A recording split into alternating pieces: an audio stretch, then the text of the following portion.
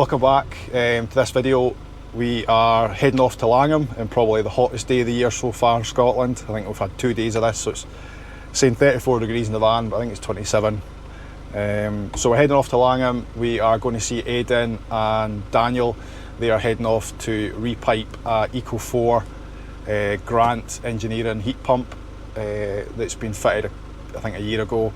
The customer's complaining it's not been working.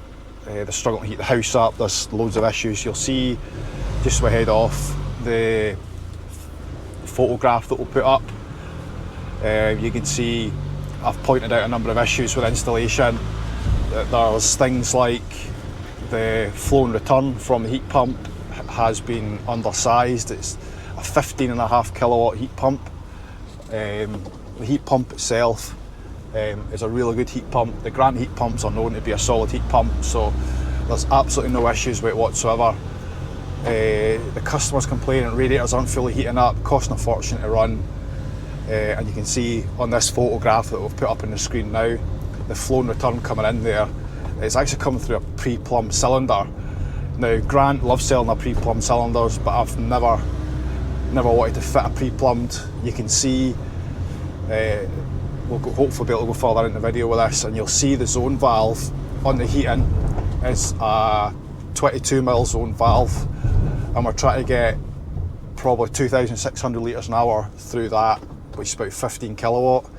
Now, realistically, you're not going to do that. You're never ever going to get that type of flow through a 22mm valve. I mean, the KVS value, which is the flow, the rate of flow that you'll get through that, generally equates to roughly the same kilowatts. I think it's about 3, 4, 5 KVS for an EPH zone valve, whereas we are going to fit an SB rotary valve, which has I think a KVS of 35, so you get about 35 kilowatt through that valve. So there's quite a lot of issues on that. We've quoted the customer, you know, unfortunately for the customer, they got this free installation through the Eco scheme through the government. It's not working. There's a number of issues, and Aiden and Daniel, I'm sure, will get it. They'll start stripping it out today, hottest day of the year, and they'll get the pipework all stripped out of the main flow and return going into the house. I think we're going to rerun pipework, 35mm pipework at the kitchen, up into the attic, and round into the far side of the house to get sufficient flow. It's quite strange though, because I've actually done the main runs. They've undersized the main runs, but some of the rest of the house, the way they've piped that is absolutely great. It's just, yeah, it's unfortunate we find this. Well, I actually done a job last week, which I'll hopefully be able to share some videos on that, where an Eco 4 installation was done, and it was a Samsung dual heat pump, and again 22mm flow and return, vastly undersized, and the guys have repiped it to 35mm. There's also HEP, so probably what we call DIY plastic pipe. They've fitted that under the floor, and we've opened a can of worms with that job, unfortunately, where everything was undersized. The main flow and returns were undersized. Your distribution pipe work from the main runs to each radiator was all undersized. They were trying to take a lot of volume through that system, and they just couldn't, because it was all undersized. So it was a real shame, but again, the customers obviously left foot in the bill, so we've quoted to repipe it, and we've done so, and we'll be doing the same with this one this week. And it's just a shame that the customers left foot in the bill with this. They've tried through the insurance back guarantee, and they've just knocked it back, both jobs, unfortunately, is what I believe. So yeah, we're on our way to Langham now. We'll take a bit of time to get there, and we'll meet Daniel and Aiden when we get there, and we'll go through the job with them, and hopefully be able to talk you guys through it as well, and we'll see what we come up with, and hopefully we'll get it running better by the end of this week. So again, it's really hot at the minute in Scotland, believe it or not, 27 degrees, and yeah, it's pretty warm for them working up in the middle of nowhere, so it should be a good job for them. We'll hopefully get it sorted, and we'll hopefully come back to you soon.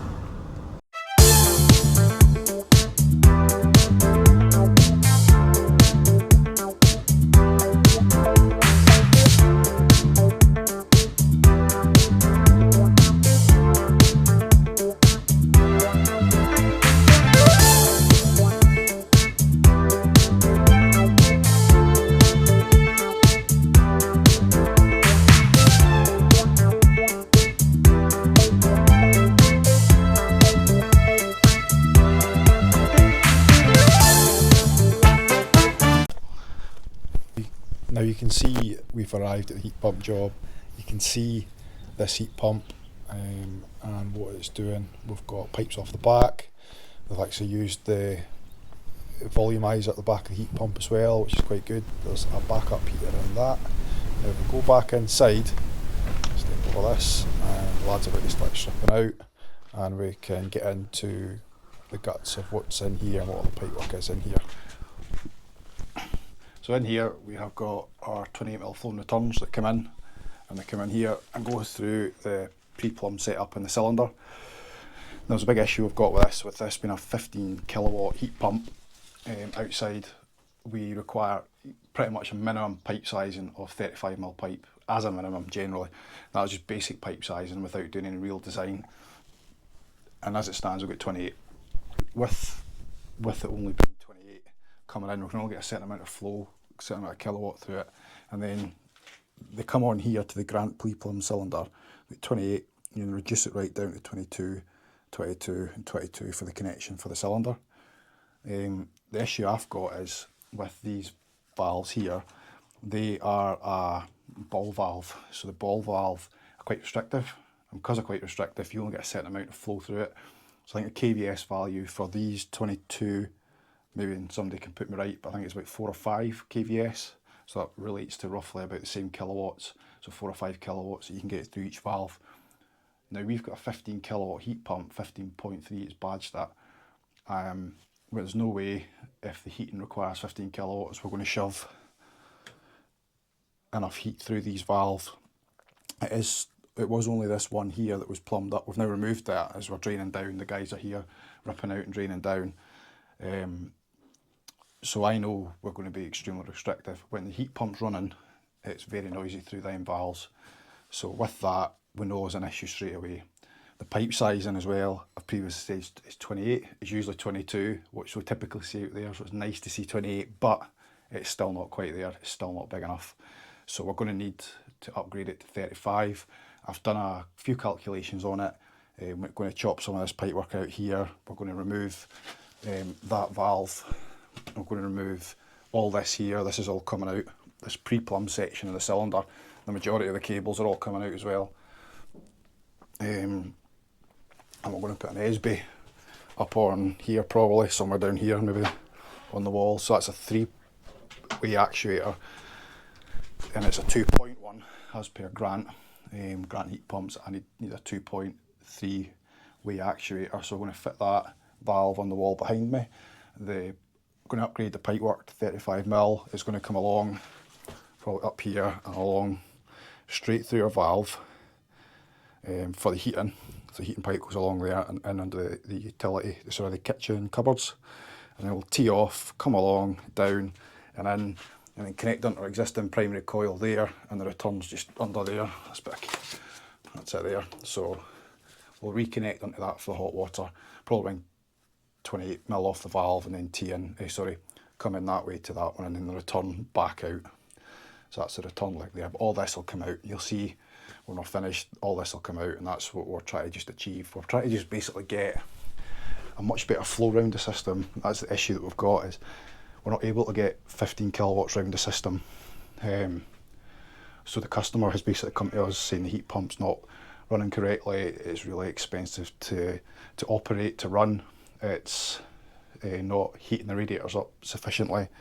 So for us to come in, realise there's a few problems, so the 28mm here, and then they've reduced it, and they've also added in an additional pump, which is nuts. That's just like a domestic 1560 that's been wired in up here through into this wiring centre. So they've obviously known when they fitted it that it was never going to work, so they've added another pump in. But the actual pump within the Grant heat pump is an extremely powerful circulation pump.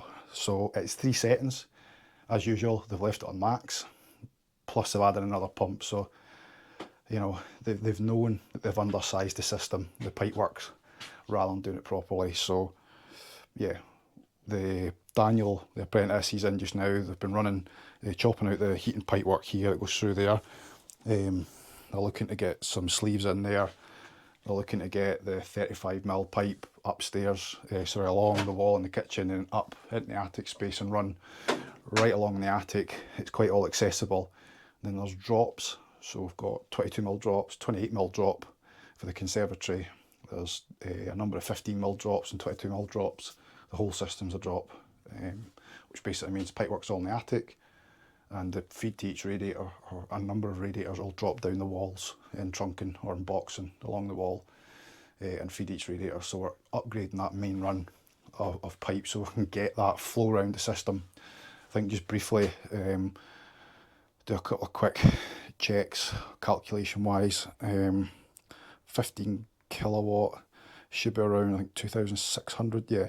So 2,600 litres an hour is what we're trying to circulate around that system. And for that to run around the system, you're looking at 35mm copper running at 0.87 metres a second. So when we design to 0.9 metres per second, that's exactly bang on. So we know that we can get sufficient flow from that heat pump outside, in here, round and through our SB, and then round and into the system. We can get sufficiency of flow, which is what we want. You note on the back of the heat pump, there is a volumizer, so Grant's volumizer, and that's wired as well as a backup heater, which I don't mind. I like volume in systems, particularly for defrost, especially trying to go open loop. I like volume. It helps with defrost and keep that flow running, which is really what we need in a system. So yeah, we've got a bit of a work ahead of us this week.